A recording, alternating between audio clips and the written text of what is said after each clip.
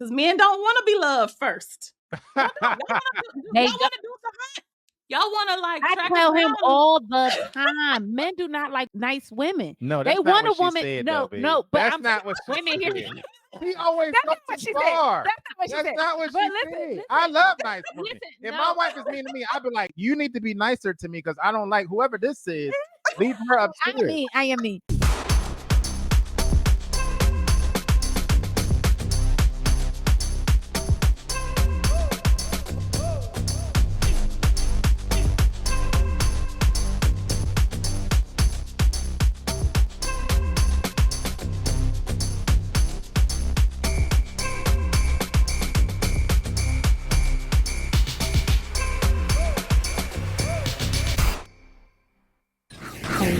Hello. Welcome on in. Thank you all so much for joining us again. I am here in my anchor wig, and y'all are on the Mammy Jet McDonald's couch. I am joined always by my beautiful husband, Joseph Conner. Hey. I'm your girl, Intisar Eleanor. And we are here today still chatting about Ready to Love. We didn't get our full just due. I feel like so much was left undone. Like, Yeah. you know what I mean? Yeah, it was just a lot of topics that we really wanted to know more about, that we really wanted to dive in deeper. It just felt like it was kind of skirted over. Exactly. So I'm in red. That means today is Valentine's Day. Do you know what Valentine's Day is, babe? A fake Valentine's Day?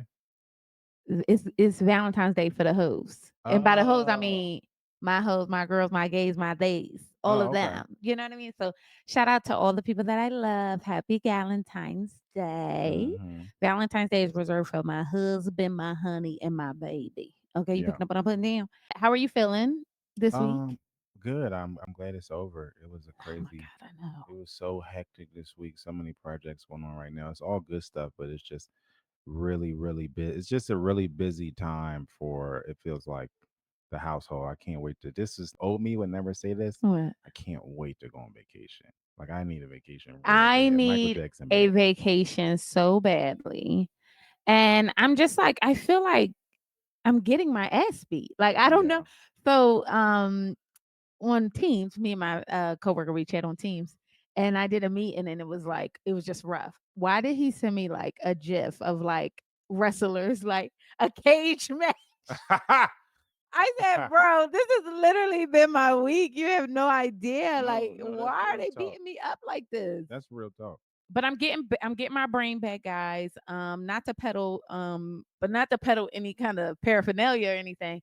The mushrooms, I have to take like lion's mane because Lion's mane is more of a vitamin supplement. yeah, it's more of a supplement. It's a mushroom, but not like psychedelic. Yeah, you know what I mean? No. It's a supplement. Which But I missed do those. We gotta lion's get some of mane. those. The point I'm trying to make, y'all, is what's the supplements we taking in 2026 to get our brains right, get our brains back? Because I definitely lost a piece of it.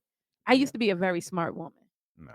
And now I'm just occupying the land. No, that's not true. But from one smart woman to another, we are so excited to have a special guest today. Yes, we are. Our first special guest of the season, of this season of our episodes. This wonderful guest that we have here, Miss Donnah Lester. We have you. Come on in. Come on to the Connor's couch. Hey. I'm so excited. I want everybody to take a moment and just like look how beautiful this woman looks. Yeah, coming through looking fresh hair, looking fresh. Like, Don't make me blush. Yeah. No, Yeah, yes, we love girl. Listen, you look stunning. Absolutely beautiful. How Thank have you been? I've I get it. wait a minute. If we're being honest, it's been a roller coaster. Okay. But overall, I've been very well. So there's a thing that you told us, and I don't know if I can disclose this, but are we the first people that you're talking to post this Yes. Ready to Love season? Yes. Not even post, free. Because some of the cast went on like different news outlets before God, the I saw season that. started. And I've talked to no one in person. I've stayed out of the comments. So I haven't said a thing. Why? I thought that some of the thoughts I had would reveal themselves to other people as all the narratives kind of laid out.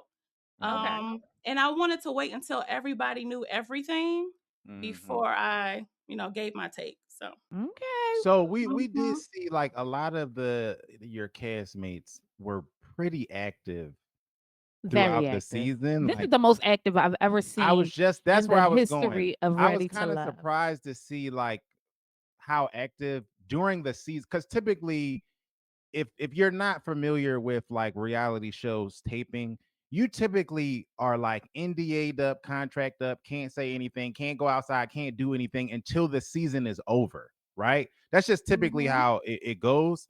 This cast in particular was outside like all season. Mhm. Like I've seen them on podcasts, I've seen them on TV shows, all over the place. How was that like for you, especially being a part of the part of the cast that was not doing Yeah, so I don't know what NDA they signed, that? but the one I signed also She said, "I told me read." not to speak. So I was a little confused, but I'm gonna mind my business. Okay. No, I can dig that. I can dig that. Let's take a step back because we really want to. I want the opportunity to really just get to know you. Because you're a girlfriend in my head. Like you're it's so weird. Didn't I say this from like the beginning? I'm like, this is somebody. I was so critical, but with love, I feel like because I'm Mhm. like, I see Donna. I see But her. Like, also, you know what I mean? but also, let's pause there. We need to give you special flowers because we are critical. We're critical about everybody because Yes. we just kind of keep it 100 throughout the. But also, it is so cool to see somebody in their maturation process, right? Yes. If Mhm. you followed us from the beginning of the episode, like we all are judging right off the bat, but Mhm. then we get to know somebody and then we see how they interact, and we see how they grow, and we see how they even react to the criticisms of their peers on the show. They might not hear anything we say, but like it would matter anyway, unless you on Love Island, it wouldn't matter because Right. you can't really adapt to it.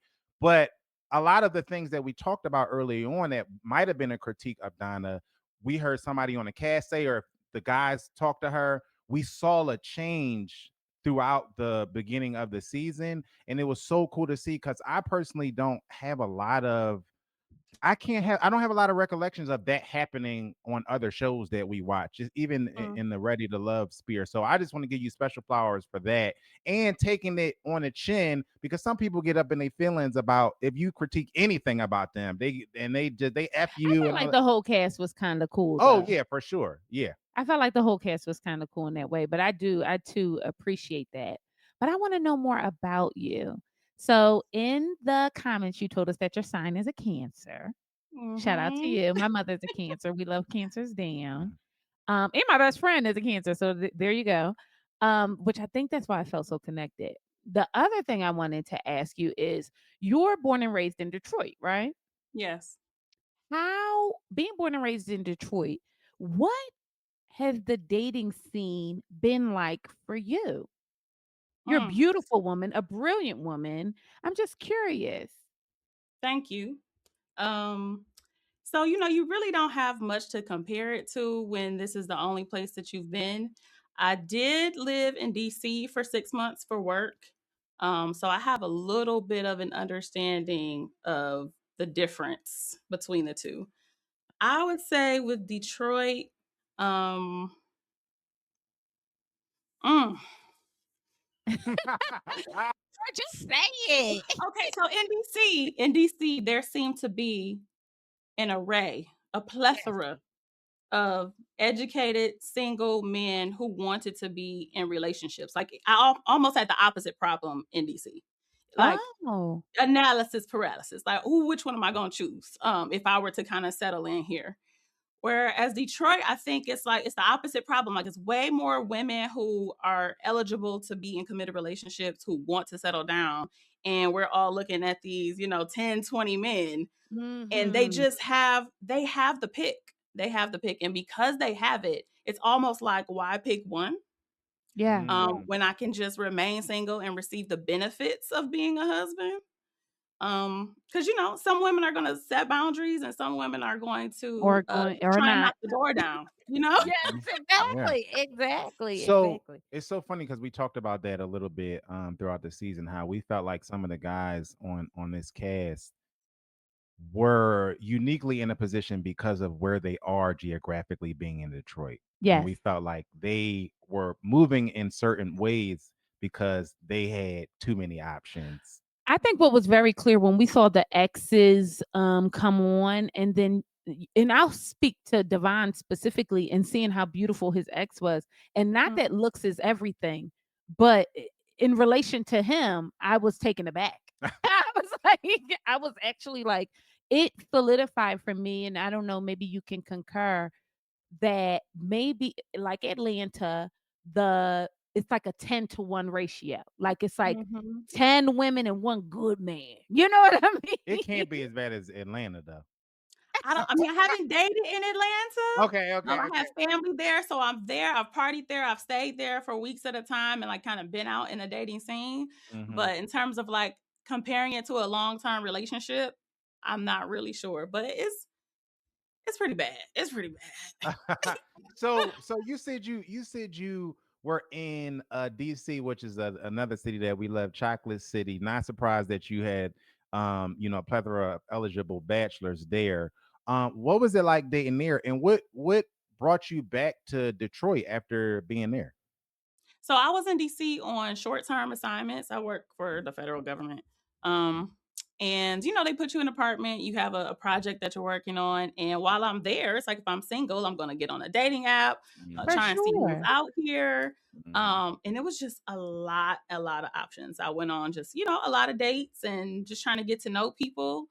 And I think so this might be what it is. If you are in Detroit, you're most likely from Detroit, right? Fewer people move to Detroit as Hmm. adults.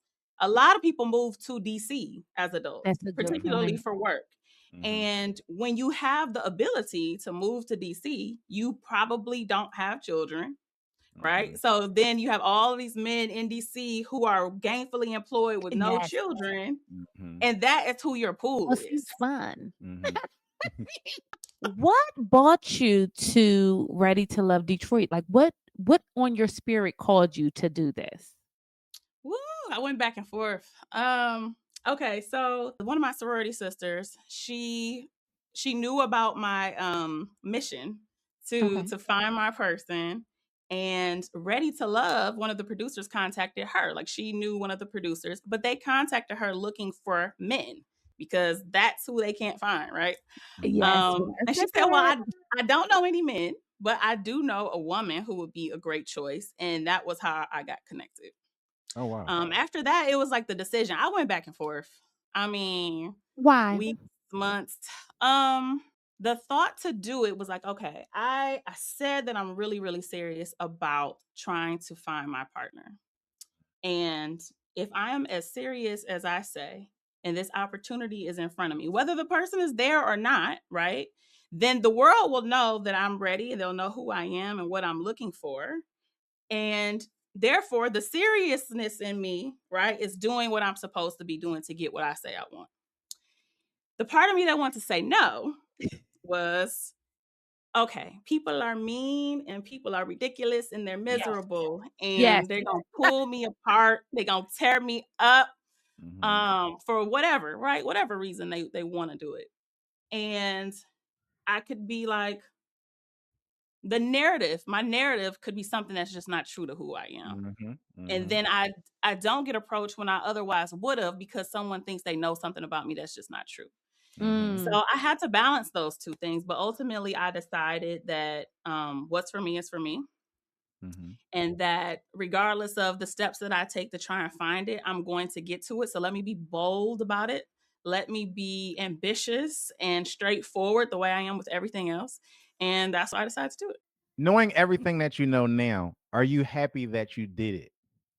I am. I am. I'm gonna tell you, it was 2 days that I wanted to throw up. Okay, it was the day after the mixer. I woke up and I was like, "Oh, what did I just Oh do?" Like my nothing bad goodness. happened, but I was like, Yeah. "I started this crazy loud thing that I'm like Hmm. in now," Yeah. and I just wanted to vomit. I'm not lying. and the day after the reunion. So what was it like the day after the mixer? Because we talked about this a little bit too. Like I can imagine that it's overwhelming, right? Just as a viewer, it looks like it's just a lot, especially coming in off the street, right? Meaning like you're not Off the street. familiar with Yes. filming, or you know what I mean? And now you got cameras, and now you're dating 10,000 men, and you got to talk, and you got to be personable. What was that like? Off the street. I mean, I understand that some of the cast members had done some movies and other camera work, and I'm not shy to the camera. You know, I've done pageants and videos and things like that. So it wasn't like that I was completely shy, but I was completely myself this time. I think that was the Mhm. difference. And that I was came yes, through. I Yeah. was vulnerable and I was Mhm. authentic. And it was a very intentional decision that I made up front. I even had some people who I know watch the show and say, "Why were you so yourself? You should have like gave You them were a What? very you should have given them a, play version, like why would you Yeah. just go and be yourself like that? That's crazy. Yeah, the mixer though. Yeah, it was wild. I think that was the only day I was not authentically myself. I was a Mm. little more reserved in my volume. I was extremely observant. I was more so looking at everybody and listening to everyone instead of like just being. So yeah, that was wild. Was there anyone from the mixer that you didn't date throughout the process that you thought, "Oh, Imma date him?" I I knew at the mixer, I said, okay, these are the three people that I'm like to give this a little attention. And there Mhm. was one person that I said, absolutely not. And I mean, And who was the everybody person? else was kind of like in between. I tried to do this thing where whenever the whole group was together, I would say, let me be intentional about making sure I don't waste time. Mhm. Let me listen and see who can I say is a no for me. And when you know what you want, I think that's relatively easy to do, right? Yeah. So at the mixer, Darius was the first person to even walk up to me. We probably had like a 3-minute conversation. And I was like, this is not for me. This is not for me. The raccoon fur or like the chinchilla? What The was it? I don't think Beijing he that had fur on that day. Oh, he did. It was a day that he wasn't wearing fur. I well, he don't had to think let so. us know that he had the money. Okay, yes, we did only talk for 3 minutes, but we were filming for 12 hours, right? So Mm, I'm watching, I'm looking and listening to everyone for 12 hours. That was enough time for me to decide that Darius wasn't a good fit for me. mhm, I think most of it was intuition. Mm. mm, He was the only person that my body felt a hard no to mm. What immediately. what are you looking for when you think about your person if you have not found your person? What were you looking for in that moment? Physically, I only had 2 requirements. Must be taller than me, I'm 5'7", so that's 5'8", we're good. Um, and then has to look like he has some dental coverage, like specialty, you know, everything is Girl, you'd be surprised. You'd be everything is surprised. there. Yeah, Yes. Those are the only 2 physical requirements I've had. People are really shocked by that for some reasons. Like, I don't need you to be fine. I wanna be the more attractive person in the relationship. yeah, I want you to look like you pay attention to me and not taking 2 hours to get ready yourself. yeah. So I don't physically. It's not that deep. I am Um, outdone by you. Already I'm like taken aback. You have said so many So things many things that we talk about on here. that I've said oh to people wow, Yeah, in yeah, privacy. it's crazy. Like that I've said there's wow. somebody I want to take a step back. There's somebody in our life that I was trying to push to go on Ready to Love as well. Mm, Yeah. And this exact thing that you said, because I told her, the universe rewards the bold. And mm, it may not even be about, you know what I mean, who is on the show. Like, who cares about that? You go on there, you have a good time. Your man could be just watching you. Yeah. He could have just came across a clip Right. and then said, I got to figure out who this is. You know what I mean? mhm, But sometimes you just gotta, like you said, you have to, if you want something and you're faced with the opportunity, sometimes you just gotta mhm, take it. You know what I mean? Because mhm. who knows? Who knows? But Exactly. you're really this is like taking me back because a lot of things you're saying, I tell people all the time, like, who you got enough pretty for the both of y'all. As fine as you are, what the hell you Yeah, need to we talk find about it? that all Like, the time. are you How? kidding me? He has to have all the other things. You know what I mean? The Yeah. things that actually matter. And I think that Exactly. that is such a good point, and I think that falls and it's the social media age, you know what I mean, where everybody is looking at people's spouses now. Before you had a spouse and he was ugly and he was in the house and ain't nobody know. You know what I Yeah, mean? no, He for it, wa- real. he it was him downstairs. He'd be like, "Go to he down there doing whatever the hell he doing. Don't you be worried about what my man is doing." Yeah. You know what I mean? And nowadays, everybody want to take a picture with their person so somebody else Mm, can like it. Yeah, mhm. And it's like people dating for other people or dating for other people's validation of what their spouse looks like or what their spouse does. It's not enough just autonomy over. When I Mm, heard you speak, it was about how you felt. yes, And we don't talk when we do talk to singles, we don't hear that. It's like mm. very clear that they dating for other people. Yeah, I had a moment where it was quite a few years ago where I got really serious and intentional about what do I, Donna, what do I actually need from a partner? And I mean, I thought on it. I prayed on it. I journaled it. It took me weeks to really come up with the list, I guess you can call it. But that was when I decided. I was like, yeah, he could be big and he could be bald and he could be this and that. Like I actually don't care about that. Right. Mhm. So we yeah, listen, we're influenced by, the media, we're influenced by our friends, our parents. We think sometimes we don't know whose voice we're hearing when we decide Mhm. what our requirements are for our Yes. partners. Yes. So for me, it was really important to shut out the noise Mhm. and considering who I am and where I want to go, what do I actually want and need? and what were those, like, intangible, like, those non-negotiable attributes that you wanted in your Yeah. partner? So that was why the physical couldn't be that deep because I'm like, all the meat and potatoes is on the inside. So if Yeah. I'm requiring all of this from character and morality, I can't really focus too much on the other stuff. Mhm. Yeah. Um, but yeah, I mean, someone who the foundation is being a good person.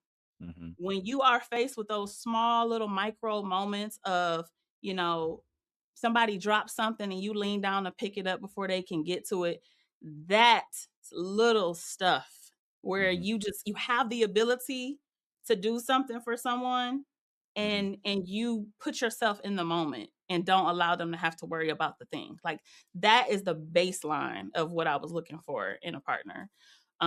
And after that it's like how do you treat yourself? How do you show up for self?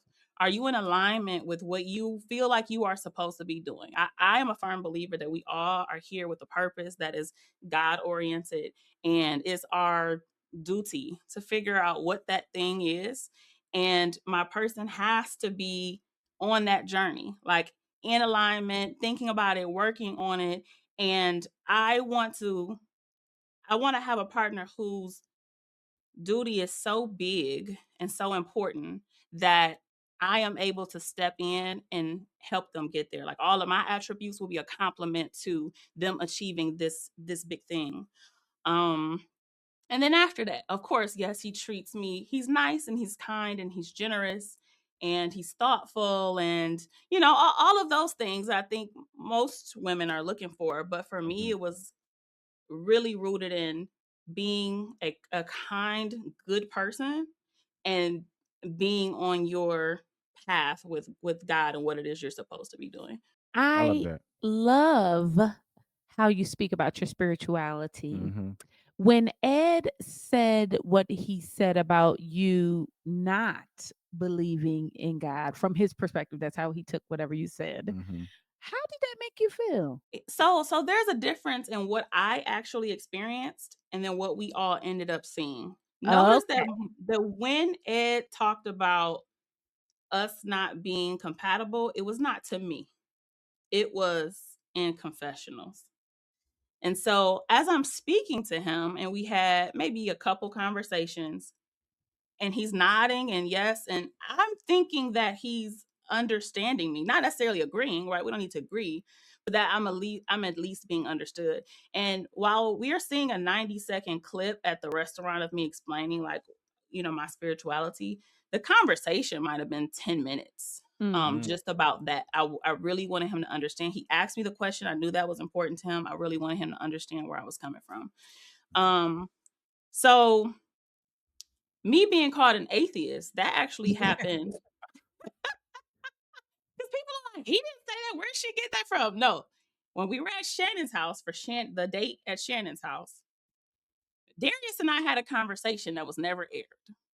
Okay. And in that conversation, um, it didn't go very well, right? And so he got to a moment where he was like, you know what? You an atheist. It don't even matter what you say anyway. And I said, Oh. Oh, what? wow. Oh, because Why he didn't have the what capacity to what are understand you what you were talking saying. about? Yes. Yes. Wow. And I couldn't, because I'd never spoken to Darius about religion or spirituality, anything. So I'm like, he's getting this from someone else. Yeah. And my point in going back to Ed at the 70s party was to try and make sure that he actually understood what I said. I Mhm. wasn't trying to clear it up to see if we connected or anything like that. It was like, hey, do you just understand what I'm saying? Mhm. But honestly, I still don't know. And it might just be him understanding it from his lens, which is still, however, Not whatever term he's right. gonna put on it. Right? Mhm. Yeah. And it sounds like that's more of what you were talking about in terms of somebody else controlling the narrative. So it made sense Exactly. that you went back to him and said, "Listen, I need to clear this up because this stopped it before it became a runaway train like it was." But as a viewer, it was clear to us that they were being dense about it because they got really far to, "Oh, you're an atheist," which was It, weird. it was very odd. I thought you were in the 90 seconds that I saw, you couldn't have been more clear. I was like, that's literally how I felt. I'm But like, oh, that's I understand also exactly to what you're saying. y'all as intellectuals. You got to think about the mass That's That's viewers a good now. point. It That's still a good was point. Because I lost, was I reading think. comments too. Like, what did y'all watch that I did? I almost Hmm. thought I watched something different because I'm yeah. like, how did y'all get there? Hmm. Do you feel like that narrative got legs? Like were you hearing that from people, or while this was airing, was that something that you saw? Yeah, in the comments, I mean, it the few people who appreciated me being very bold about it.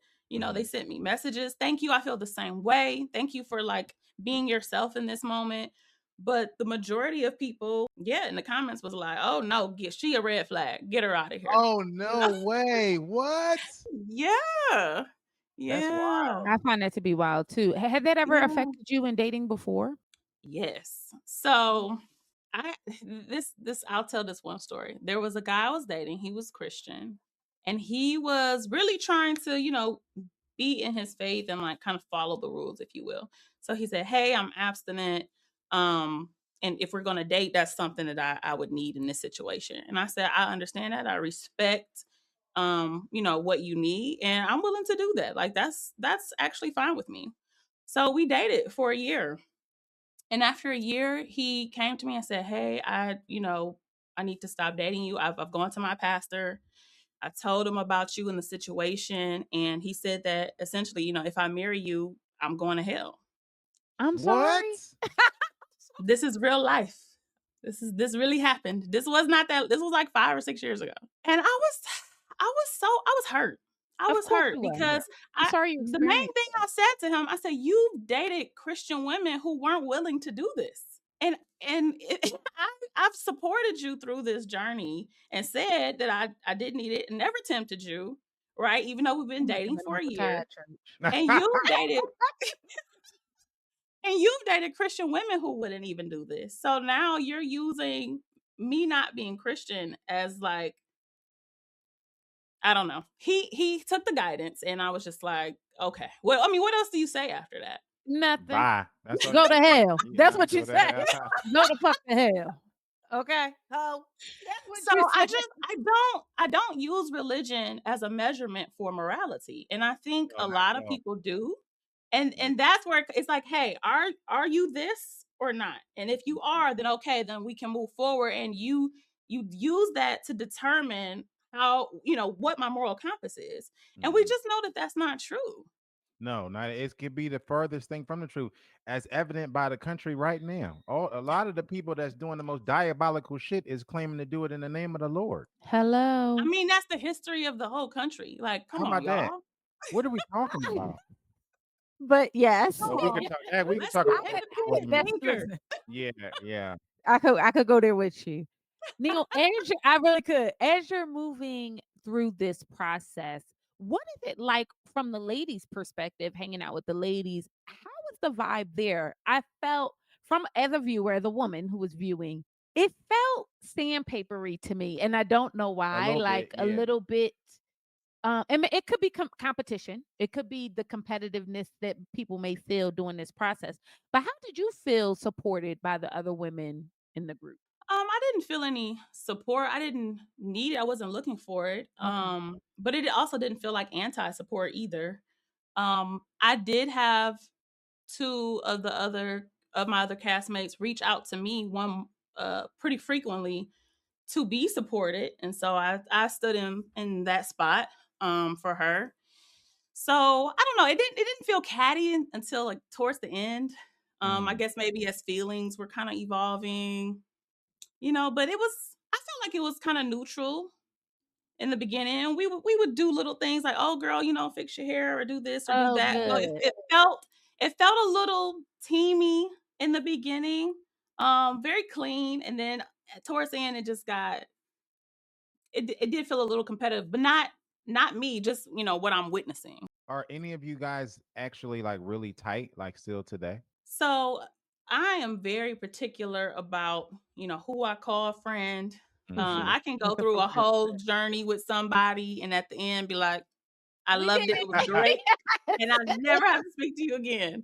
So so for me, I mean, it's probably just one, Okay. just one of the girls that I kind of talk to maybe on a more regular basis. But I do believe there are some friendships Yeah. built, yeah, with other castmates. So I wanted to warm you up before we got into the vents of it all.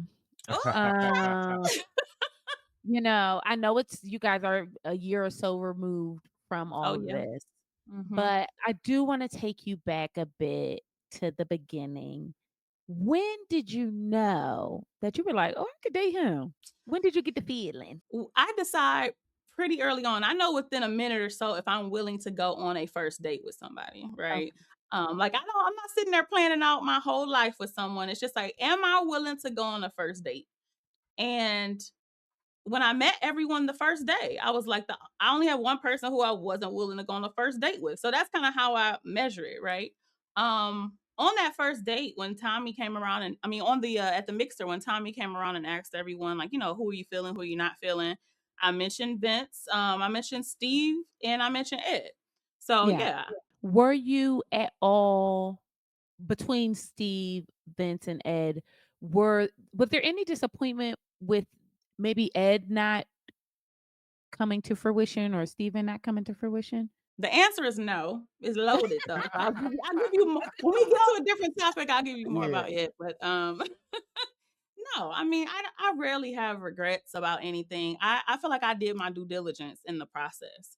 Hmm. I get anytime I was called or text, I took the time to make sure I was getting to know everyone as best as I could. With the effort or initial effort that they were putting forward, I really didn't do it much different than I do in my regular life. So I wasn't Yeah. calling and texting. I was just prepared to receive. And so yeah, I got to know everyone appropriately. Was the calling and texting, was it so were you communicating? Was there somebody who stood out in the communication that you communicated with a lot more? That you felt like you Um, were getting to know a lot better? Was there yeah, Vin? Vince and I we talked or FaceTime every single day Oh, after that's the Oh, good. okay. after the mixer. Yeah, every day. It for some reason they made it like kind of seem like our connection came along a little later, It but did that because that's what I yeah, thought. I that thought did it not happened. happen. Oh, Vince found me on Instagram the next day after oh Oh, the wow. wow. yeah, He's and asked for my phone number, and we were talking every day since the mixer. Steven, funny story, he asked for my number at the mixer. He was like, I don't know how this works, but like, can I have your phone number? I said, oh, okay. He gives me his phone. I go to put my number in it, and my number was saved in his phone already. I'm like, No did we way. meet? When have we met? He's like, I don't know, but I did think you look familiar. We couldn't figure it out. We to this day Wow. oh, we haven't y'all figured it out. be outside. Y'all Y'all be was outside for outside. real. So That's Steven and wild. I figured out that we met way before Ready to Love because he had my phone, and my phone number's been the same since college. So I'm like, at some point we met. I don't know. That is so crazy. Maybe it was like Hmm. Nicole and Ed. Maybe y'all met in college. How about that? But Maybe well, because we are the same age. She's only a year older than me, so maybe. Wow. how was there anybody else in the process that you knew coming in to this process? Like, maybe even if it's like seen them around or Yep, there was only one person that I knew going into the process, and it was Nicole. Oh, oh, wow. Hmm. Where'd you know Nicole from? We met 10 years ago on the pageant scene. Oh, wow. Yep, I did pageants in undergrad, and so we met Oh, like Miss Black and 2015. Gold. I won Miss Black and Gold. no way. That's crazy. My sister How was did runner you up that. know? My sister did Miss That's Black and so Gold too. crazy. That's how she got her Oh foyer my into the goodness. pageant. Yes, I was Miss Black and Gold. And then I went to compete at the district level, So Oh, wow, we met yeah. we met when I was like crowning the next year. And then we figured out we were sorors, and yeah, it kind of went Oh, from that's there. cool. Oh, So so she was you the only AKA? person I knew. Yeah, I didn't know Nicole was AKA. No, we knew Yes. Nicole was AKA. I knew that. I think we did know that. Uh, We love AKAs Yeah, over me, yes, here. we do. Nicole, and obviously Shannon, because she kept them Yeah, pearls on. obviously she Yes, did. she did. Listen, if the pearls wasn't on, she found them in We her love pocket it. and clutched them. Okay. Yeah, yes, she did. I said, my baby gonna wear her pearls, okay? Yes, she is. Exactly. Yeah, we Exactly. AKA house over here. I love that. I love that. Okay, so so you're dating and you're going through the process, and we're singling in. Your friends meet Vincent. I really appreciated this moment. One thing I appreciated about your journey was that, like I said, it was very clear to me that you were just on your own thing. It Yeah. wasn't a thing that the ladies' lounge was going to say that was going to like deter you. Oh no, not really. Because Yeah, you were experiencing these people yourself, and I Hmm. appreciated that. I did too. When you had the conversation about your timeline and what that meant to Vince, and having this conversation around your friends, you asked a question like, should I divert my attention from Vince? This is what we see from Vince to Steven, because truthfully, you and Steven may have had a more aligned timeline. Hmm. Did you What was your thoughts after that? What's the conversation with your girlfriends after? Right.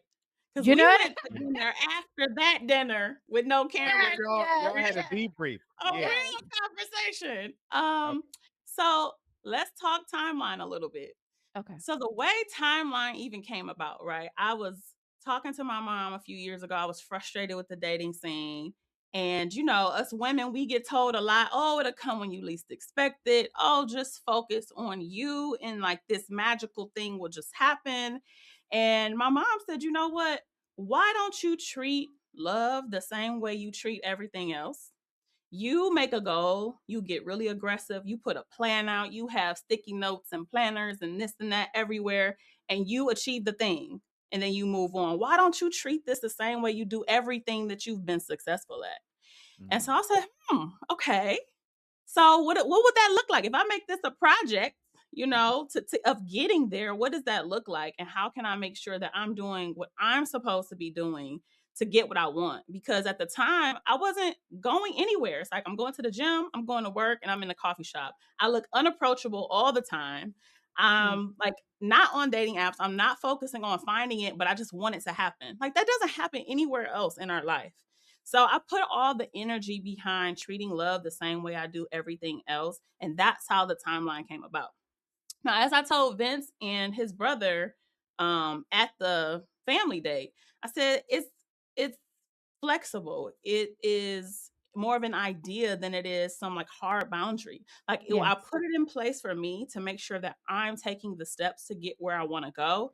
And it's all created around me doing the work to make sure I'm in alignment to actually find and be around this person. So it was always movable, right? It was always based on getting the person. Um, and the value of the person was always more important than the time of the marriage. I'm like, that comes after this, right?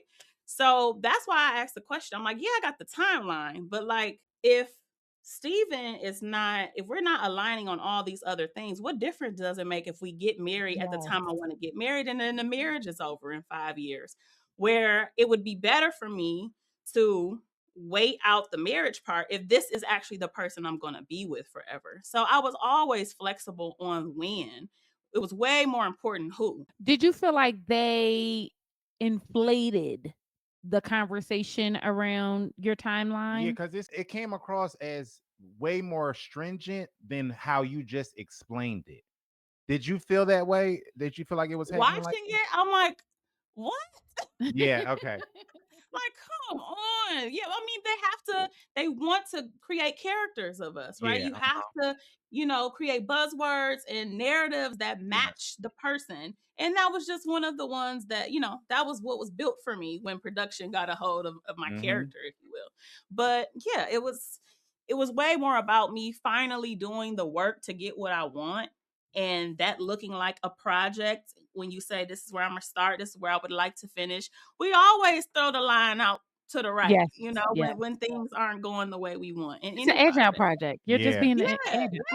yeah. yeah. That's it. But I can really appreciate that your timeline in the larger story of what you were just talking about really came from you being introspective, and I appreciate that because when we talk to a lot of singles and we talk about people we know and they're close to and people we're not even that close to, and rarely do we see somebody really take inventory of what they're doing and then correct it and make a plan. Like you said, I'm in the coffee shop. I don't look approachable most of the time, right? A lot of times we're trying to give somebody a mirror and say, this is what you're doing. Why would that work for you?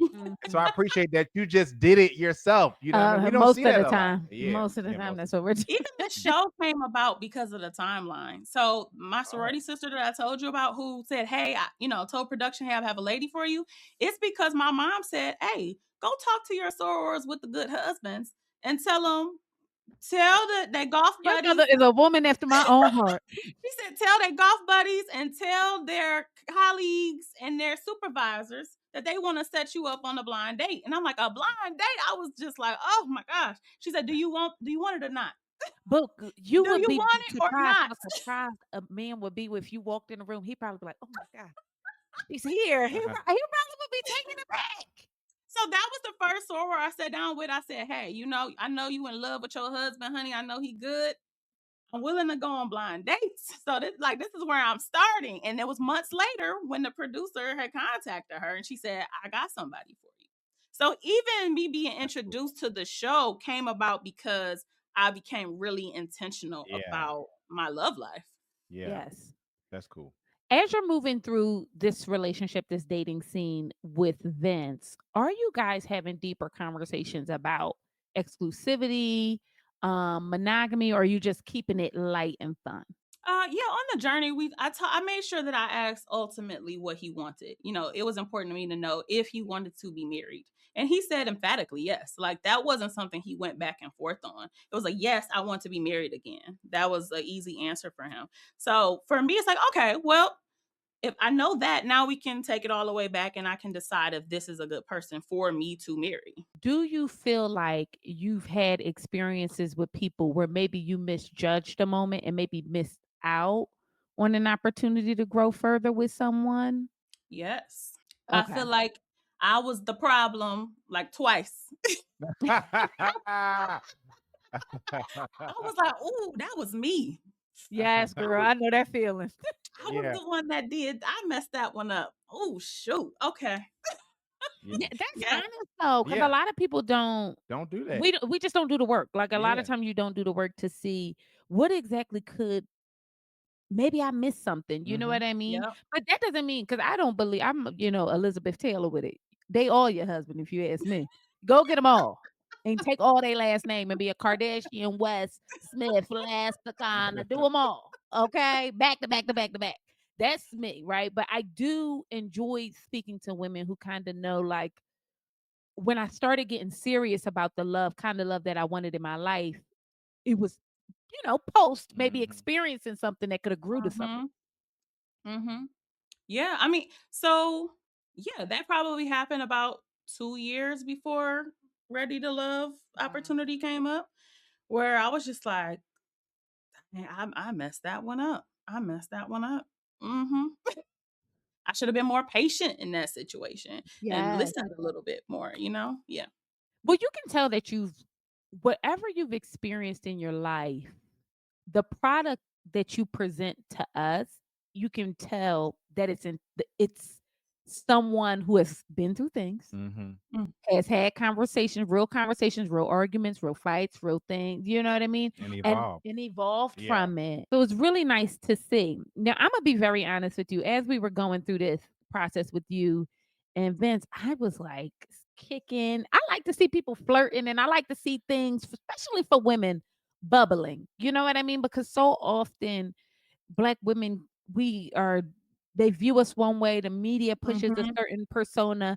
So when we get to just see women giggle and laugh and flirt, especially ones that, like this, Yeah.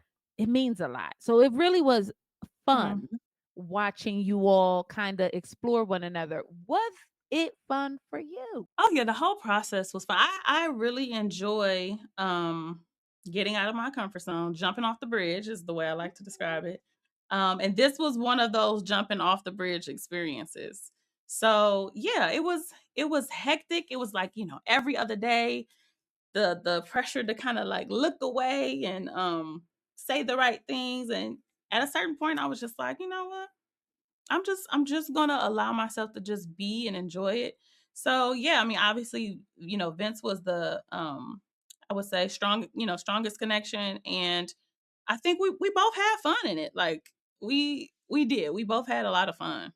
He didn't know what was going on. He had never seen the show before. So I was Yeah. helping him try to I was trying to help him understand what was gonna happen next and what was he's He's like, "How like, do what you they know all doing up this?" in here? Oh I'm like, "I've wow. watched a season or 2 at least and to study, I'm a Right, Right, student right, at the right, end of the exactly. right. day."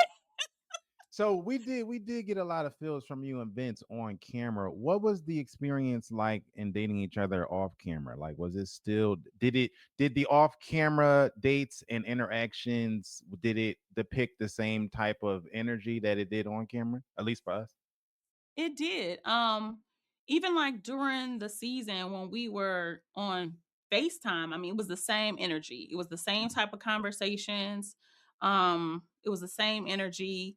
I want to say after like post show, I got to see more of who he was when he's not on. So like, he's bubbly and energetic and charismatic, and there's a side of him that is way more normal than people would probably expect. He doesn't have to end the whole thing with a joke. He does like he can sit down and be quiet. Yes, Believe yes. it or not. Yeah. So that was the part of him I was able to experience post show that I was honestly a little bit surprised by, but I was relieved to know that Yeah. he had a side of him that could be a lot more, relaxed. This is a random question, but Mhm. Ashante kind of brought up how Vince wanted to split bills with women or whatever the case may be. And I wonder what your take is or how you feel about the whole 50-50 conversation. Ooh, child. Okay, so that's two parts. That's the first part is what he actually said. How about And the that? second Yeah. second part is like my take on it. What he said, and he was trying to reiterate it, was I have no problem paying all the bills. This is how much money I make. And this was a private conversation him and I had as well. He said, "This is how he told me." He said, "This is how much money I make. If that's okay with you, if you're okay with both of us living the lifestyle you want to live with the money that I make, you can stay at home all day. I don't care. If you want to do more than what my money can have us do, then I either would need you to work and make some of that money or help me figure out how I can make more money. Like, Mhm. help me leverage my talents and opportunities." And I said, "Okay, that makes perfect sense to me. I'm okay with that."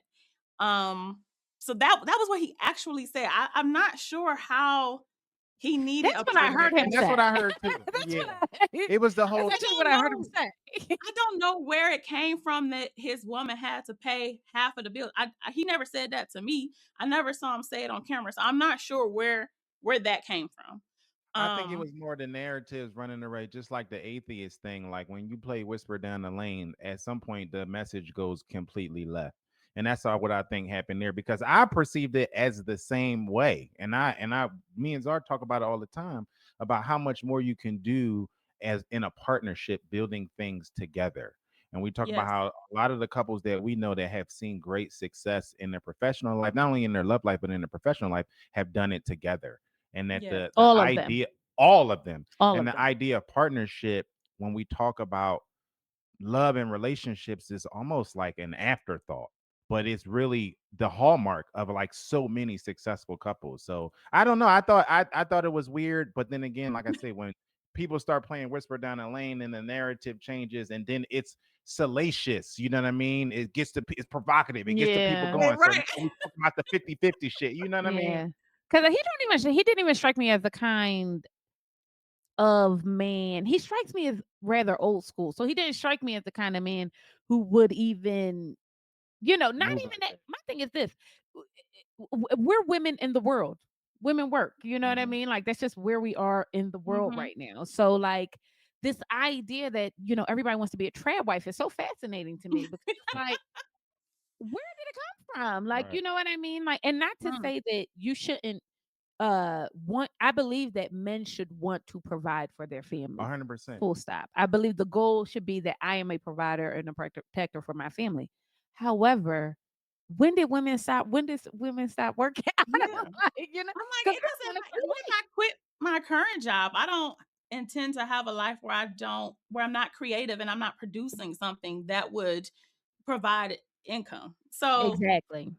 yeah, my personal take on it is it's way more important to me how much money my partner wants to make than Hmm. how much they make now. So Hmm. the type of questions that I ask around finances are, what creatively, what do you want to do? What do you want to bring into the world? Hmm. Um, what does that look like monetarily? And ensure that what they want that they're this goes back to what I said earlier, in alignment with what they're supposed to be doing. Like all of those things kind of tie in together. If you kind of picture like a Venn diagram with like being in alignment with your purpose, Hmm. creating something in the world and making money. Like at some point, all of those things should be kind of linking together. Yeah.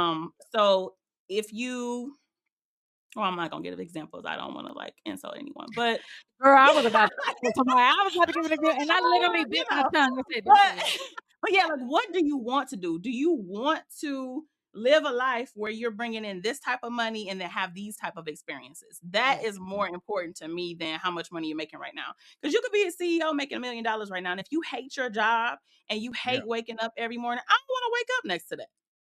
So Yeah. I'd rather date the teacher who loves his job than the CEO who hates it. Yeah. Right, and work together to get Yeah. all Yes, the nice things we're going to have. yes. So by the time you get to the what is that, the retreat, do you all feel like y'all in a room? I'm not a room, a house by yourself? Because I felt like, was there even anybody else on this retreat? Yeah. Like, I don't even Well, care about this. This is the Vincent Donna show. I I was like, I'm gonna take some time to be with myself. I'm going to take some time to connect with the two people who I came to the retreat Yes. connected with. And yeah, like maybe I'm a bit of a loner. I don't know. But I was sneaking off into rooms reading and I don't Oh care yeah, what girl. everybody You, else does. that's a lot of energy, though. Like That's when a Vince lot of said he couldn't energy. find me, he really couldn't find me. Like I was off, I was ducked off, like ooh, with a book and a candle and just enjoying myself. And then when he would call me and I take my phone off, do not disturb, I'm like, okay, we can go for a walk and we can go do this and do that. Not you, one of those So, that put your phone on do not disturb in the middle of the day. oh my Oh my my goodness. friends, they like, girl, I'm gonna have to pop up at your house because Yeah. my Yeah. phone is always on do not. I don't want to be disturbed. Right. I Right. don't want to be disturbed. That's it. That's the point. I don't want to be disturbed. Yeah. No, in real life, I'm the girlfriend to be like, I'll call Yeah. this phone back to back to back to My back. sister does it. It burns me up when she And does you call me like, well, oh my God, what's the problem? What's the problem? I'm like, no, I just was trying to see what you was doing. it. Talk Oh about yeah. you got to serve. What you do? Yeah. That is so funny. That's how Cynthia calls me all the time. She Oh like, yeah. you ain't working, bitch. Pick up this phone. Mhm. Mhm. My You best struggling friend with That's has that? popped up real. on me. Yeah. Oh Yes. wow.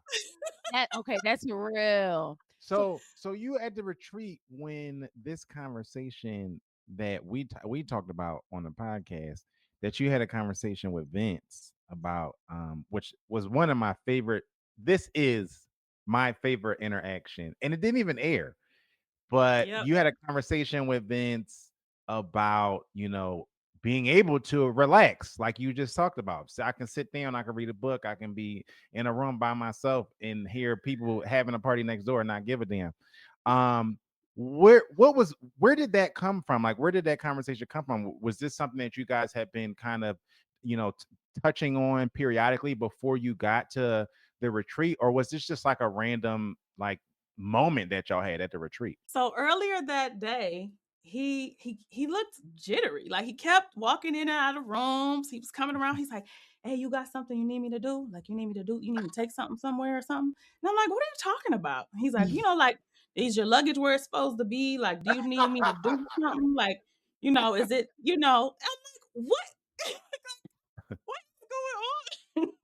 And then he would tell me when he was leaving out of the room, "Hey, I'm about to go downstairs. I'm about to go do this, and then I'm gonna come back." And I'm just like, let's go outside. What's going on yeah, with you? go touch grass.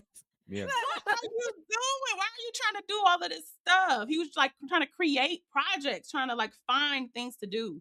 And so that's how the conversation came about, where I'm just like, you got to figure this out. Like Yes. you need to find a space to be comfortable with nothing to do, or like this is the cheat code, but create create something in the nothing. And that's when I mentioned like bringing a book or thinking about what I'm going to journal when, before I get to the vacation. So like your mind has the idea that you're doing something even though like you concretely are not. Mhm. Yes. And it's Yeah. low frequency. It's low Mhm. energy. Like sometimes Mhm. Joe and I have this conversation often where like that's why he said he doesn't normally ask for a vacation. But I'm like, it's vacations are so important to me because I have to shut things off. Like my brain has to just come to like a level one. You know what I mean? Because if I'm operating at a 10 all the time, like you can't maintain that. You know what I No. mean? And not at the level. And I feel like sometimes we think that we're doing all these things, we're moving and shaking, but so much comes from the silence. Like Mhm. so much comes from being able Mhm. the freedom, the privilege to be able to sit down and just be introspective for a while. So that's why I thought it was such an important conversation, not just for Vince, but for a lot of black men. I think Oh they're 100%. yeah. measured by their productivity often. 100%. That really, you was already moving up the ladder for me before I saw that clip, but that really skyrocketed you in my eyes because it just showed that you was like you're just really a wife. You know what I mean? Mm. And that struggle that Vince talked about resonated with me a lot because I dealt with that personally.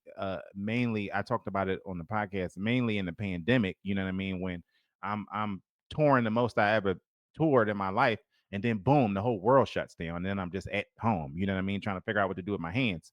But Mhm. I thought that it was so paramount for you to speak to him that way because that's how you hold each other up in relationship. Like it doesn't always look like I'm paying the bill tonight or I'm taking Yeah. you out or we're going 50-50. Sometimes it looks like you are my therapist when I'm not in therapy. And I think that that's a part, especially in black and brown relationships, that we don't see a lot. And it's so weird, not even weird, but it's so telling that that part didn't air on. Mm. They chose not That to air was that that part. was fascinating. That's a good point, honey. Yeah, that Because was I do think unfortunate. the value a lot of times we miss, especially and not that I be caping for black not black men, but men too much. But I do think that their value is often wrapped up in what they're able to produce. Yeah.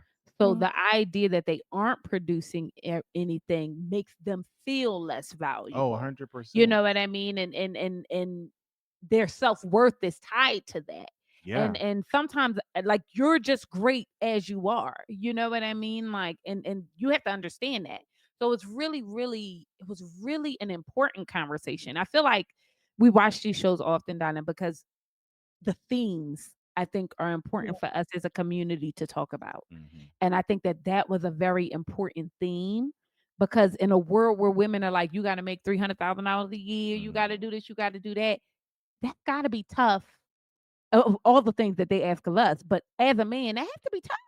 Hmm. Mhm. You know what I mean? I have to think that, oh, I always got to be doing this or making sure I'm saying something to somebody or doing this for somebody. That's got to like, come on. Mhm. Yeah, We one need of the things that I've prayed for in partnership is that I can show up and understand how to speak to my person. That could be very specific. Hmm. That what I say and the way I say it will land in a way that it can be understood and executed. And so, dating is practice for that. So I was learning Vince, so trying to get to know him. And I'm like, okay, in order for him, I'm thinking this thing this way, but he doesn't really hear it and receive it that way. So how can I say it in a way that he's going to get it? And that's Hmm. when I was like, if I tell you to relax, right? Because you're looking for directive. If I tell Hmm. you to relax, Yeah. is that Task. Yeah. does that mean the same thing as me asking you to go move stuff around? So Mm, just trying to understand him, and also knowing that it is unfortunately, a lot of women have made it difficult for men to be vulnerable Hmm. in this romantic space, and it's like, hey, I'm feeling you, and so you start telling your partner all the things, and then when I'm upset with you, now I'm throwing it in your face, or now Yeah. I'm telling other people. And so just trying to create an environment for the two of us where it's like, this is a safe space for you to say when you're uncomfortable. I'm going to do my best to try and um fix that, right? And then not bring it up later. So, I was Yeah. yes. just working on creating that space for us. As That's you're dope. dating, I know it's early, but we're girls. So as you're dating, do you get the feels like, oh, this could really be something? Did And you that's part of the experience that? problem. Like, not just with Vince necessarily, but like, you be on date one and you like, I Girl, can I see this. I can see this. You going down your little list. You like, okay, this is good. This is girl, good. How many times yes. me and my girlfriends have called each other like, girl, I met my husband. And it's like, Yeah. okay, what Yeah. date we Yeah. on? Date Yeah. one. Like, no, no, no, no, Yeah. no. No, no, no. We're not accepting that from each other anymore. Like, take Yeah. a step back. Just enjoy the process. Like, yes, you Hmm. want to pay attention and you want to be intentional about, is this person like meeting the things that I said I wanted for myself? And can I show up and be the partner that they're saying they want? Because we also Yeah. don't do that well enough. Yes. Yes. And just taking that one date at a time in the beginning. Yeah. So yeah, you get the warm and fuzzies, but like, get You her said, out of here. Get the Yeah. warm and fuzzy out of get it here. Yeah. And let's stick to what I said I wanted before I knew this person. Instead of Yeah. allowing that person to show up and just be whatever and me being like, oh, but he cute and he did so like, yes. yeah. Talking about that, when we get to decision day, when you and Vince decide that you're going to choose one another, I don't know how long that session was filmed or that scene was filmed, but I felt like he didn't say enough of what I needed him to say for Donna to be go. I felt like, no, Donna, we got to go get us another room, girl. That's how I felt at the end of You it. I'm gonna know be what's very honest. wild? You know what's wild? This man was talking and talking and talking. Production had to stop him and walk up. They said, hey, Vince, we need you to get to the point because the sun was about to go down. They said, we Oh can't sit wow. here and film y'all all day. He was going like, and I love this and I love that. And I he started from the first day and took me through every time we saw each other. And I'm like, did he Oh. memorize this? Is somebody holding up a cue card behind me? What is going on? Like he was So going they had to and edit it. they had to edit it. Yep. Wow. Production walked up and said, Vince, we you gotta get to the point, man. The sun about to go down and we ain't gonna be able to film y'all no more. You gotta wrap it up. Wow. Okay, girl, then I'm gonna give you a That's pass. good. Yeah. Yeah. I'm gonna give you a pass, 'cause, girl. I was like, Yeah, he let me said a call her. lot. Yeah. That makes sense because he's a talker. That makes He's sense. a talker. Yeah, that Yeah, makes yeah, he sense. a sad child. They will communicate you down. Okay. Yeah. So that had to make you feel really good at the end of the process then. Yeah. I'll give you a little insight. He Hmm. called me the night before and he said, "Hey, I just called production, or the production just called me and asked me, what am I gonna say tomorrow?"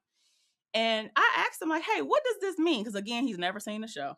Right. Hmm. So he's asking them, like, "What does it mean I choose you? Like, what does that mean?" They said, "Well, it means whatever y'all want it to mean." He said, "Okay."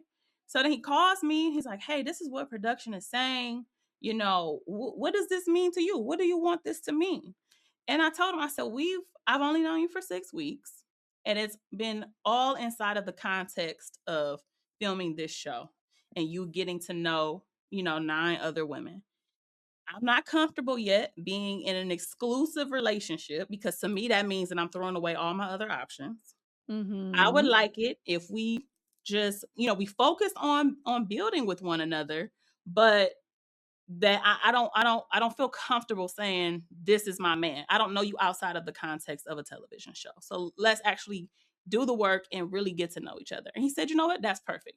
Let's do that. And I'm gonna say yes to you tomorrow. I'm just telling you, I'm saying yes to you tomorrow. I don't know what you're gonna say when I'm saying yes." And I said, "Okay. Well, you'll see Wow. tomorrow what I say."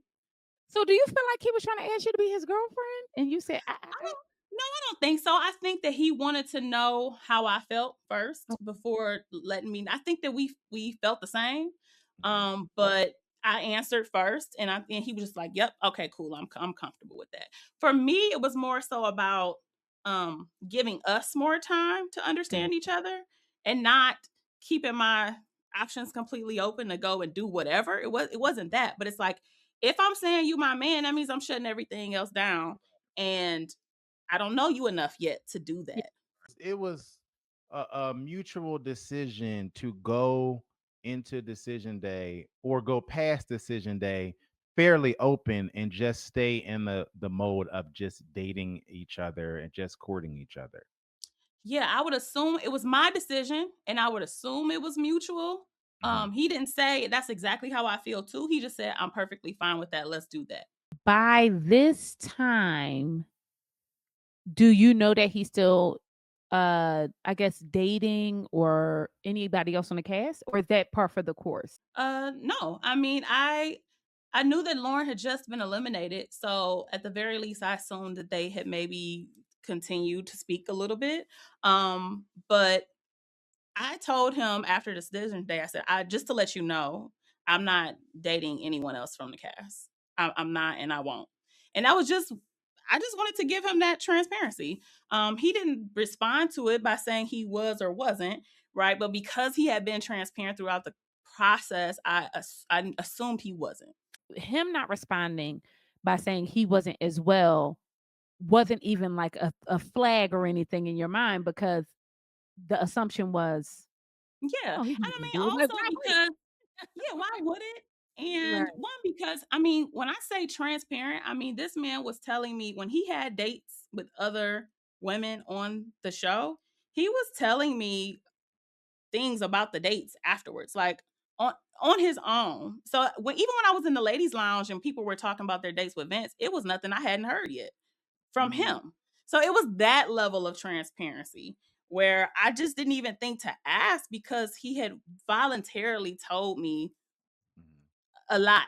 Nothing. I learned nothing new in the process from other women.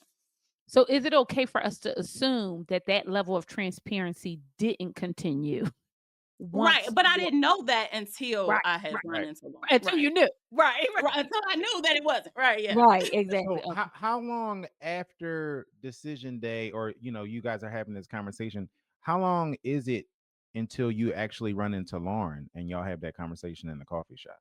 It was 5 weeks. Oh, Oh, so y'all was it dating. was a bit then. Yeah, we dated. So it didn't feel like anything had like there were any breaks in the between the decision day and you all dating for the 5 weeks. You know what I mean? Like a So we lull, a lull. Yeah, so we had a moment. It was about three or so weeks after decision day. And I mean, we were super intentional. We still never stopped talking. We talked every day. And with the different things that we were experiencing, we both, it was a very mutual decision that, hmm, I don't know if this is going to work. It wasn't like a hard no, but it wasn't like going in the direction or the speed that both of us felt comfortable. Like somebody was going to have to truly compromise in order for it to work for the other person. So at Mm, the 3 week mark, we said, all right, we've been like really intentional kind of about being exclusive to be able to build with one another. But at this point, so that I'm not wasting my time. That's really what it was about. Hmm. He said, I don't want you to resent me. I don't want you to spend more time here knowing that we're having these conversations that aren't really lining up, and then you end up resenting me because I take too long. So I'm like, I agree with that. So we decided to date other people. We still spoke every day, but we knew that we had taken a big chunk of the intentionality off of it. mm. What are you comfortable saying Oh led God, to the decision to say, you know what, this might not be working out for you are really us? my man. Go ahead. you know, That was so in my head. Vince and I got really we it was personal, it was vulnerable, and we decided that we weren't going to speak about the details Hmm. of what led us to that decision. Okay. So I I don't feel appreciate that. comfortable talking about any of it. I guess Okay. it's very Yeah, personal. it is. And I'm one of those people that's like, I'm not gonna. You told me this in confidence. Yeah, I'm yeah. not. Yeah, yeah. I Okay. appreciate that. We respected each other in that. I've seen some of the interviews that he's done. We respected each other in that way to not divulge each other's, Yeah, something can information stay Yeah, that sacred. we shared in Yes. confidence. Yeah. yeah, I fuck with that. So as we're moving through and you guys are dating other people, Lauren comes into the coffee shop. Now, this is what I said, and I stand by this. I don't care what nobody said. Lauren knew exactly what she was doing. Because I think it's just so odd to ask you like who you were dating and then to divulge who she's dating, and then Vince is on the list. In that moment, did you get that feeling, or am I saucing it? She didn't ask me who I was dating. She knew that I was dating Vince. She said that. Um, I I didn't think that it was intentional until Vince's name came up. Like she was giving me a list of people from the cast that she was dating or who contacted her, or it was that type of thing. And when Vince's name was last, I was like, "Oh, wait. This is not the conversation I thought it was." Right, right. I thought she was just girlfriending me like, girl. And then she brought up Vince, and I'm like, Exactly. who That's said how I took it. Yeah. That's how I so? heard it in the moment. I said, "Oh, Yeah, she did by that the on time purpose." it got to his name, I was like, okay, wait. Did I put on social media that I was coming here? Like, and then I like took a step back. I'm like, what actually is happening right now? Do you Yeah. text him immediately? Like while she's talking to you, do you say, "You ain't gonna believe who I saw today"? I'd have been like, Not the Kermit the Frog. I am very, how do I say, careful. "Oh, Um, when my feelings are in disarray, I am very slow to move. So Mhm. I actually never called or text Vince. He texted me the next morning and said, "Hey, I understand that you've had a conversation with Lauren. When you would like to speak about this, I'm here. Please let me know. I understand if you need to take some time." and how much time did you take?" I was just about to ask you. The day after that, I replied and I said, "Thank you. I did speak to Like, Lauren." so you took a day to reply. Yes, because I didn't know what I Okay. wanted to say yet. Okay. Yeah, Yeah, Like for yeah, it was sure. yeah. a Like lot. It was what a lot. I angle? didn't know. Right. I Yeah. didn't know. Mhm. Yeah, I wasn't playing. I just didn't know what I wanted to say. Yeah. Mhm. Um, so yeah, so the next day I replied and said, "Yeah, I'm gonna need a little second. We do need to speak about this though." And I had a trip coming up in a couple days, and I'm like, I don't want this conversation to ruin my trip. I said, I'm gonna go Yeah. on my trip. We can talk when I get back. He said, "Okay, I understand." So it was 4 weeks later when we Mhm. actually had a conversation. Oh, so you all did not speak until Yeah, I was 4 weeks. like, I need a little bit of time. I will let you know when I get back out of town, But get Donna, we back got in to be town. faster than 4 weeks, babe. No, Life should be happening. yeah, something in me afterwards was like, you probably could have had the conversation earlier, but I really needed to sit with it. I Yeah. needed to sit with it because also what I knew that was outside of my actual decision and feelings was that the world was gonna know this. You know, that I'm like, the reunion is Mm. still coming up. I wasn't It's a whole I nother was angle. that was a I'm like, Yeah. the world is going to have insight on this too. And I Yeah. wanna, like, make sure that I'm being my best self. Like, Hmm. that's how I move anyway, but, like, that still was a part of the equation, you know? That is such a good point because Yeah. there is a whole other factor. Yeah. It's a You're big factor. processing it as yourself, but also as this human that has to go on these cameras and Right. Right. have Mhm, an opinion or feeling about something. mhm. So that really is And now you have to. There is a date that you have to address this. right. Unlike the real world, where you could just be like, "I'm done."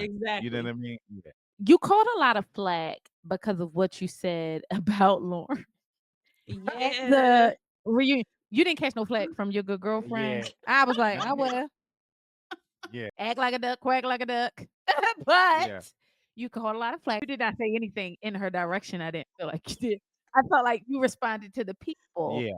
letting us know that this woman lacks the integrity that is required Yeah. to be in a relationship with anybody. A girlfriend, a man, a dog. And she just like to be liking on people who like other people. That's what you press to the people.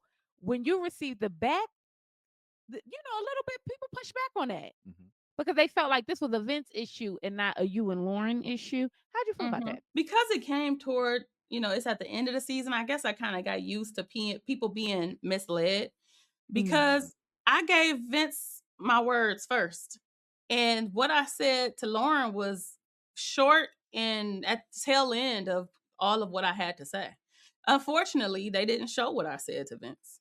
They So really that didn't show you saying a that lot, and that made pissed me me off too. I'm not the girl that would, have a few choice words for the other girl and not the man that we're talking about. So I felt a little way that they left that out. Yeah, that was kind of upsetting because it felt like when we got to this point of the reunion, it was shallow waters. Oh, We just felt as a viewer like so much was left unturned, so many details was left out. And then so much also happened backstage, it felt like.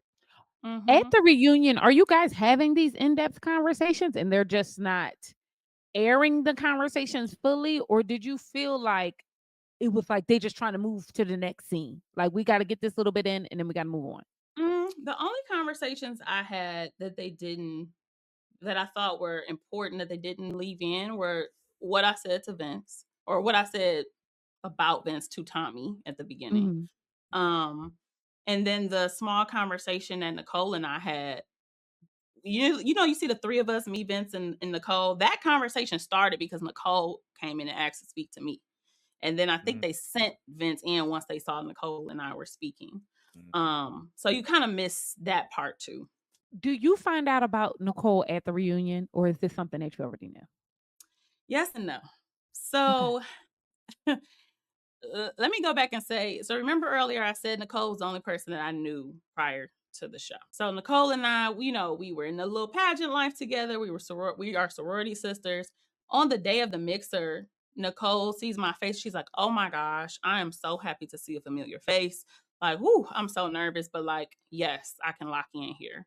And we girlfriended up, and the whole process, Nicole is asking me for advice. She's calling me, she's texting me this outfit, this connection, and I, as my sorority sister, honestly, like I stepped in and was like, okay, yes, we're gonna do this big sis, little sis thing. Like, I got you. So most of me being astounded in that situation with Nicole was about Nicole. It Oh, wasn't even as much about wow. them. Wow. I was Not shocked from that Nicole did this with Vince, not as much as Vince did this with Nicole, because I already knew about Lauren. So there was something in me that knew that Vince could do he's something. capable. You Yes. know what I'm saying? Yeah. That Yes. wasn't as big of a shocker as it was it being Nicole. Vince and I, a few weeks before the reunion, um, we had a conversation. We hadn't been speaking that whole time, but I'm like, hey, reunion is coming up. We left the show together. They're gonna sit us down and approach us as a unit. So we need to decide. I think it's responsible for us to decide what we're going to diverge, what we're not, so that we can be in alignment and respect each other. He Hmm. said, "Yeah, that's a great idea." So we sit down, and production had called me a little bit before that and asked me if I thought Vince was dating an additional cast member outside of Lauren. To me, that meant he was, right. I'm Mhm. like, why Right. would they ask me that if that's Yeah. not the case? So when we sat down, I said, "Hey, this is the question that was asked to me. Are you dating someone else from the cast?" And he said, "Well, Nicole did call me and ask me to hang out." So, Wow. and so I said, all right. So I knew that they had hung out. What threw me at the reunion was Nicole saying that they had been dating the entire time.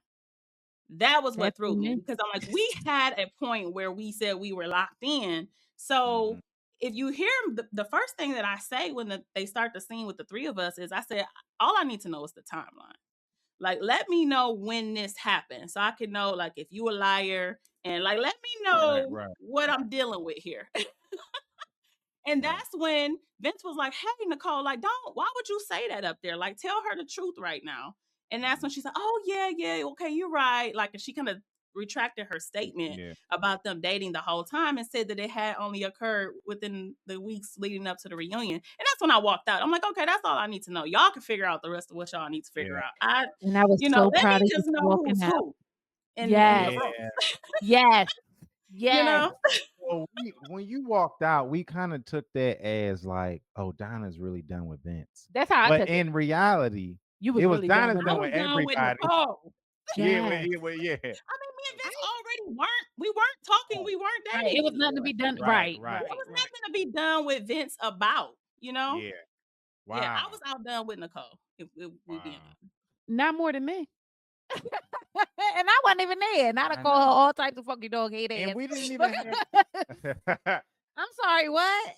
and we didn't even have the insight And I that knew. she initiated the interaction with But Vince. didn't I Mhm. know it was something on her that was not right? And I'm gonna tell you why. Because so two things. Like I tell people all the time, like I've been in spaces where I've dated a man and he been across the room and he been on a date with somebody else. And I just be like, Mhm. I'm gonna mind my business and you know what Oh I mean, move yeah. on. It felt the way that the information was coming out felt very odd to Oh, me. 100%. I thought, yeah.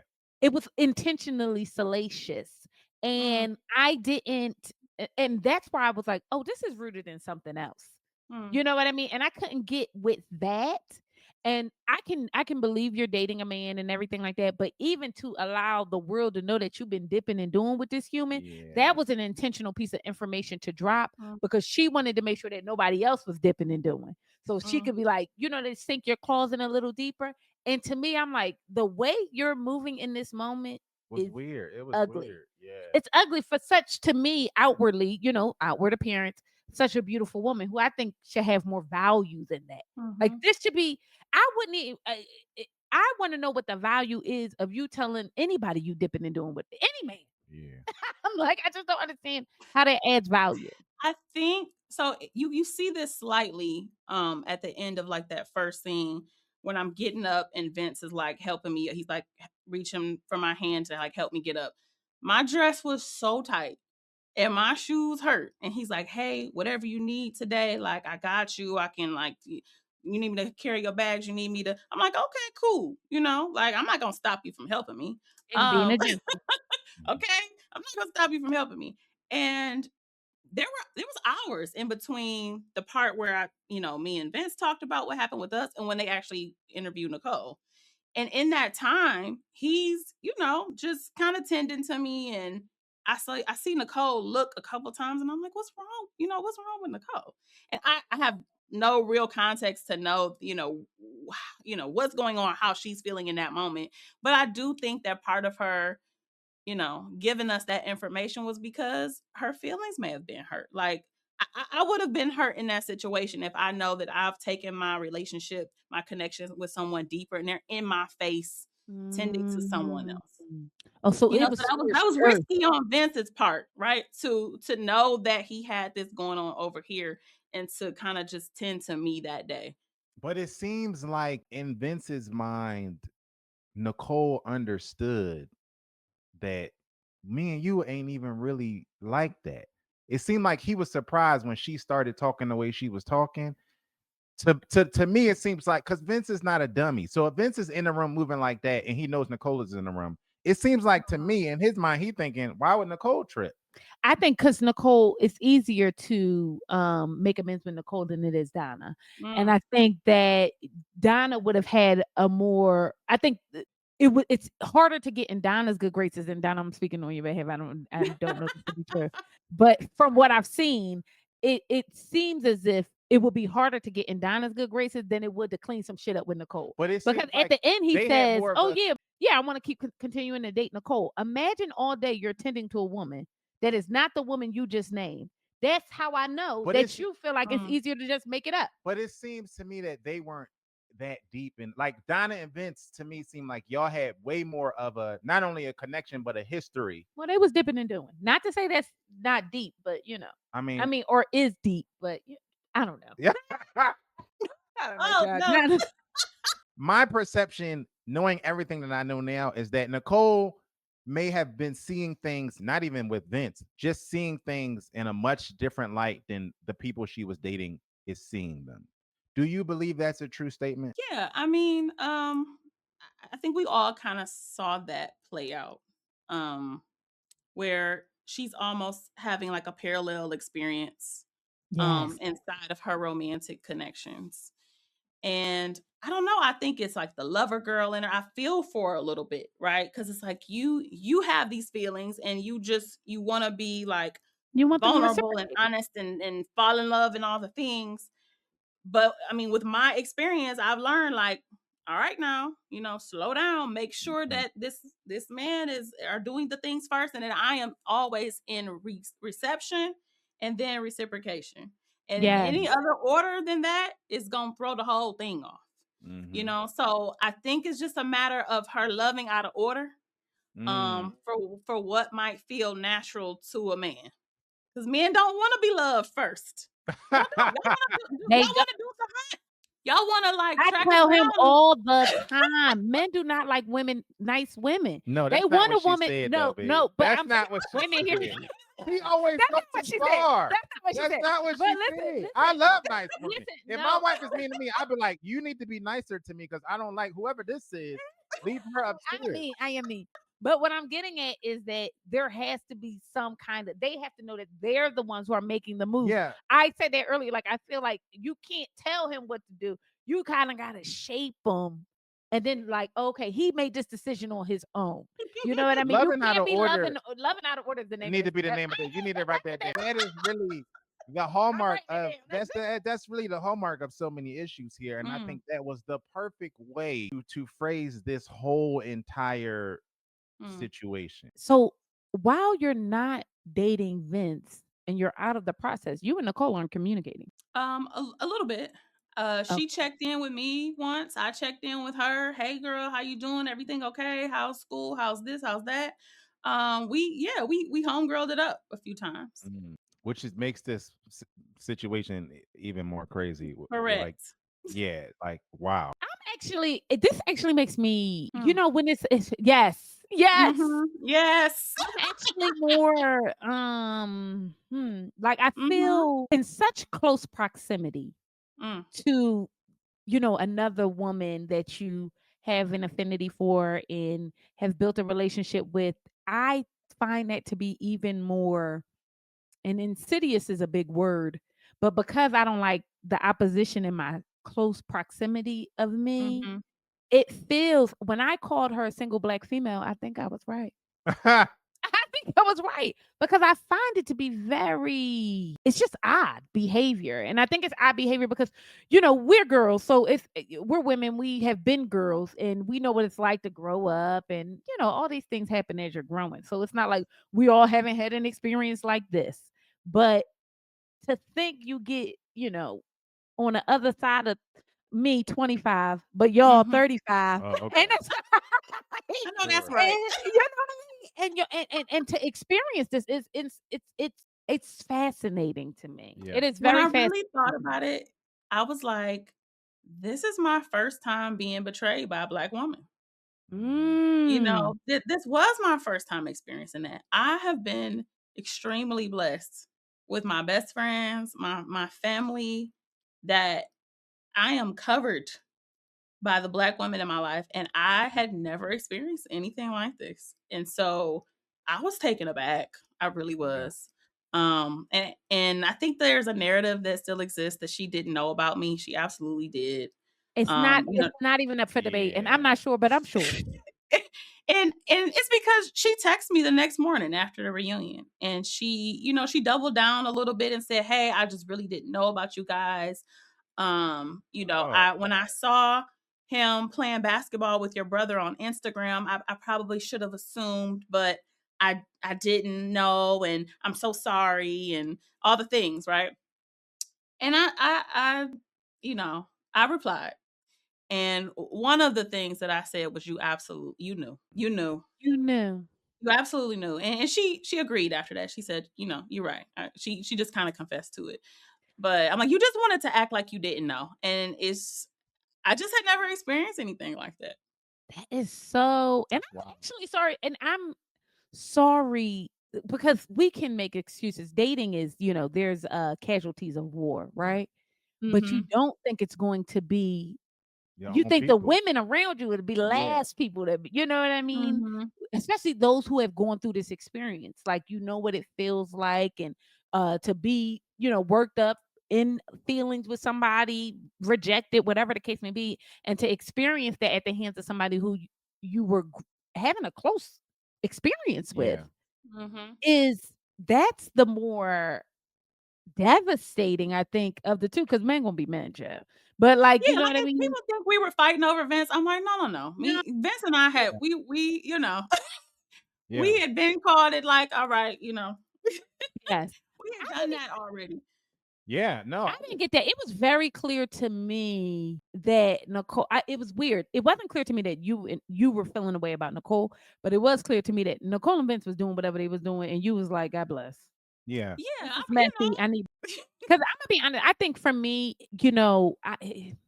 what was hard for me this season, I think, is like to see such what I think outwardly such potential in these men Yeah. to be good suitors for the women on, the cast. And for it to be such basic shit that men do, Mhm. you know what I mean, that people do, that to not advance any of these relationships forward. It was really basic. And it was just like Mhm. and to be grown people, you think when you're young, you deal with young guys and they have this, and old motherfuckers is doing the same thing. Honestly, the unfortunate part about this season to me was you and Vince not, staying together.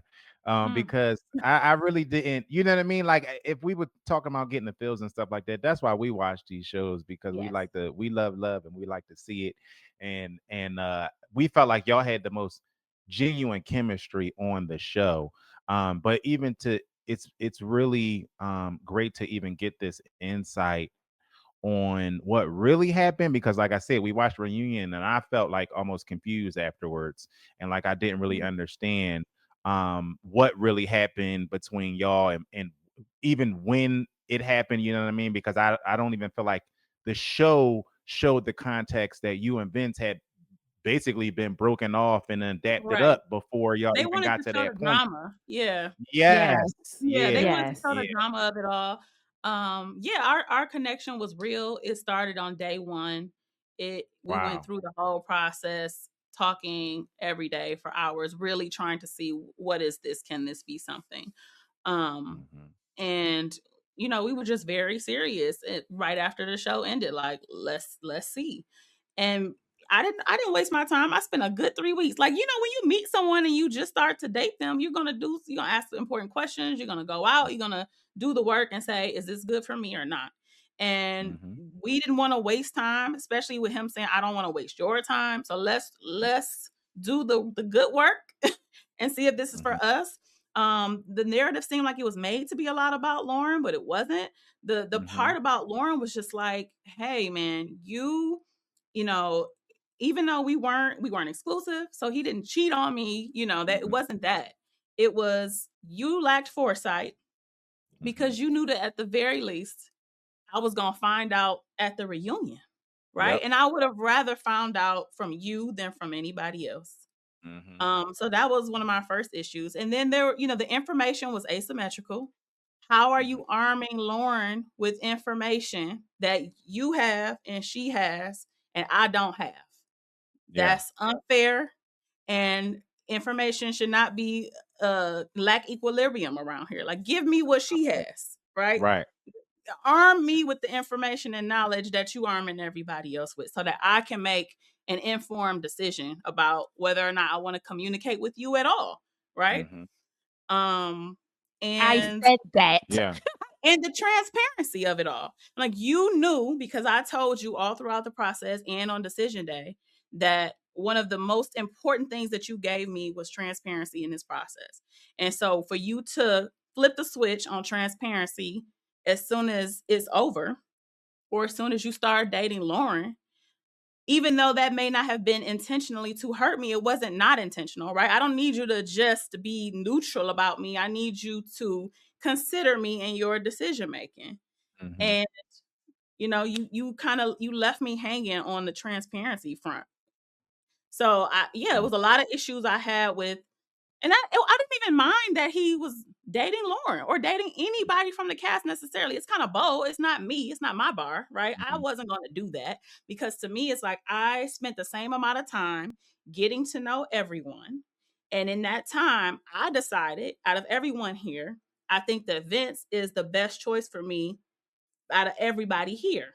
So if it doesn't work with me and Vince, what it says, if I go back and date someone else, Yeah. is, hey, you weren't the best for me out of this process, but the best for me didn't work. So let me see if second best is gonna work. Mhm. That's nasty to me, right? Like, why I wouldn't do something like that, and I wouldn't expect for any of the gentlemen to accept that either. And so, but that's my bar, right? That's my bar, and he can operate on whatever bar he wants to operate on. So Or that not was, one at all. right, yeah. Mhm. So that wasn't necessarily the problem. It was just like, at the very least, I was still gonna find out. Right. And why would you allow someone else to tell me what you should be telling me? So those were the issues that I had with Would you do it again? that. I'm about to act like Vince and Darius at That's the where I at was the going to. That's right. where I was going. When you said define again, That's right. when Like, when you which I said understood, but no, I mean, like, yeah, maybe not with the same, like, right, right, okay, you right. went through the process, but say it's a whole brand new group of people. Knowing what I know now, I don't think so. Well, Um, we need a Donna. because, like, the math of it all is like, okay, statistically, my person is not gonna be one of these 10 people in the room, and I've Mm. exposed myself enough already to say, hey, this is what I'm ready for, and this is who I Mhm. am. So, like, re-exposing myself, I don't necessarily know that is necessary to get what I'm looking for, if that makes So sense. Mhm. if they call you to do the show, you remember they did the show, the spinoff, and they had the three young women from, I think, with the Maryland cast or the DC cast, go to New I've heard Orleans. about it. Yes. You don't think you wouldn't take a second shot? If you haven't found your person, because I did not ask you that. If Are you if I dating? if I was single, then maybe I would, but I'm not. That's what we was trying to get to. That's what we was trying to That's get what I to. love to hear. Can we ask how you met this human? Yeah. We met at a wedding, Oh, that makes I sense. love this. right? Okay, Yeah. and what's they sign? I got another question. What's they sign? Okay, wait, I'm giving out too much information. Wait a minute. Wait a minute. I one thing I learned from this process, like that, sitting down and talking about who I like and why I like them, that Uh-huh. leads to everybody else, doing Opinions this. So of it. I'm trying to 100%. keep it private and I 100%. appreciate that. allow us to go on our journey in privacy for as long as we can. But 100%. yeah. I had a conversation with my brother a long time ago, and he said people will go after your fish simply because they know it's your fish. You know what I mean? And so I understand that 100%. I'm just excited I'm that happy that for you, you. yeah, we really happy for you. We're excited that you found somebody Beyond. because it also proves your point and our point that we were talking about to our a friend about doing this just for the process of being true to yourself and being intentional, because even if Mhm. you don't find it in the process, you might find it And afterwards. your pheromones are already up. You smelling all good. A man in the wild see you and be Yeah, like, "What would yeah, I yeah, pounce on that?" You know? yeah. Yeah, it was like 2 months after the reunion that we met. Wow, that's So, super See? So cool. you were still riding a little high. See, that's I'm good. like, okay, I gotta get back out here. I gotta, Yeah, And that's look how cool. bold you were. You put yourself on TV. So in so truth, it's like bold. I could do this, whatever this Yeah, is. This is yeah, easy.